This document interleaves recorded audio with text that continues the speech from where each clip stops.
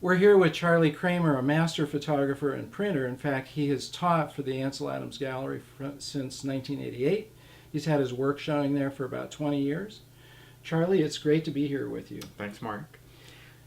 So I was going to show you a few things about composition. Please. And I think the one tool that I need, I'd be useless without it, is my framing card. And when I took the Ansel Adams workshop in 1977, a long time ago, and I guess I flunked because I went back in 79, Ansel handed out these cards. And so I basically used them ever since. And I just find them incredibly useful.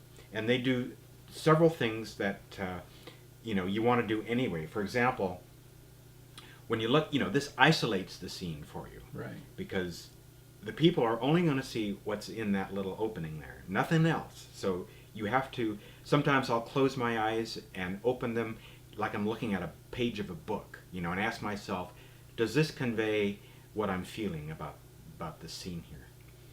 The other thing it does is it makes you close one eye, because the difference between 2D versus 3D can be huge. I've seen many shots that look great, like a bunch of trees, and they look great in 3D, but as soon as I close one eye, the scene just becomes chaos, because it doesn't have those depth cues. So it's and the people are only going to see it in 2D. So you have to close one eye to preview it in 2D.